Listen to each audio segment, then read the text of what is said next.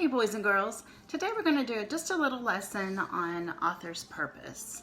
Why did the author write this story or this article that you might be reading?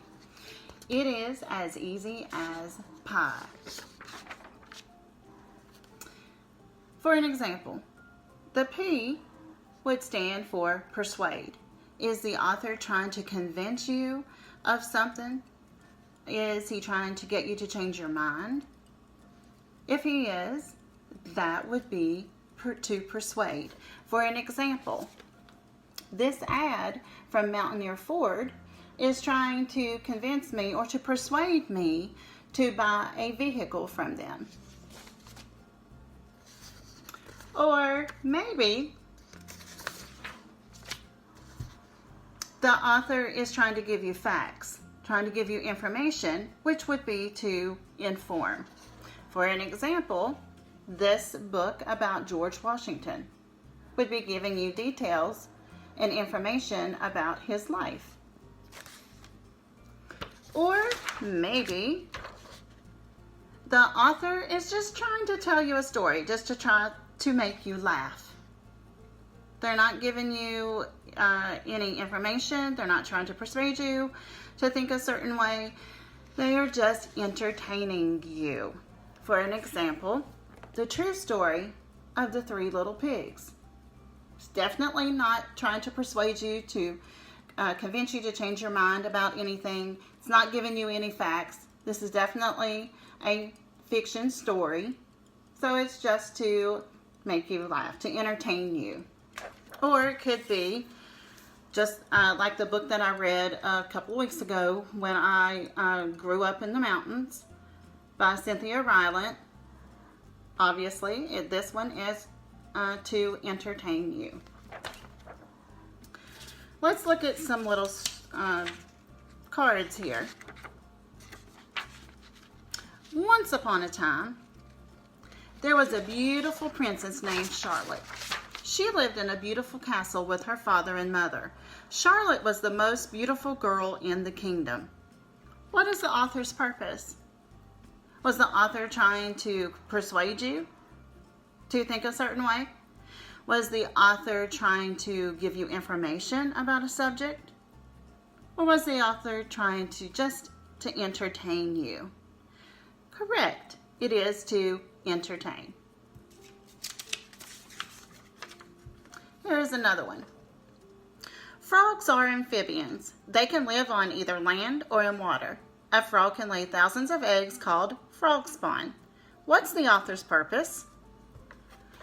Is the author trying to persuade you to think a certain way? No.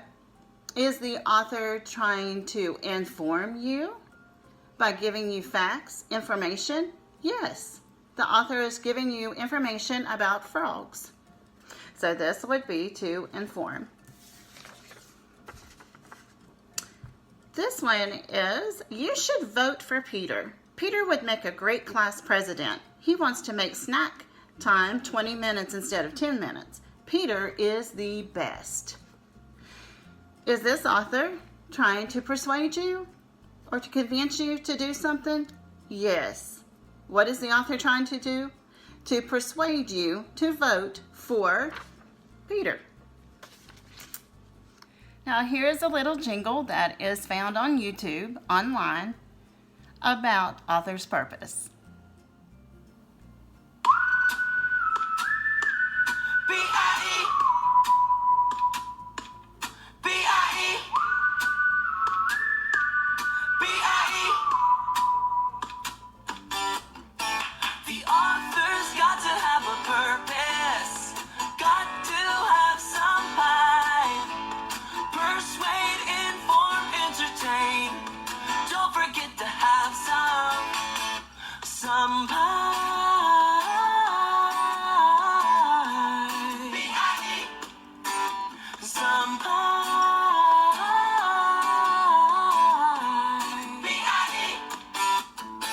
Today I'm gonna write something, but I'm not sure what to say. I must choose my words carefully. It's the only way to explain. Somebody say P. P persuade. It's the first letter in our pie. It means we've got to convince our readers that we know what we're talking about. Here's why. Because the author's gotta have a purpose. Got to have some pie.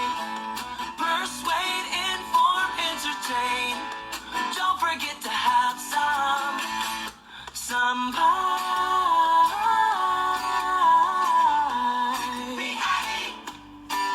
Some pie. Somebody say I. I is for inform. We've got to teach a reader what we know. Inform means to educate. Our words will help the readers grow. Somebody say E. E stands for entertain. Our readers got to have some fun. Do you enjoy reading every single word you write? Chances are so will everyone. You see, the author's gotta have a purpose. Got to have some pie. Persuade, inform, entertain. Don't forget to have some pie.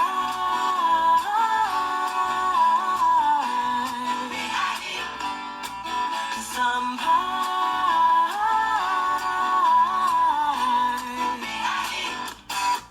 So there you have it. When you think of author's purpose, think pie. Persuade, inform, and entertain.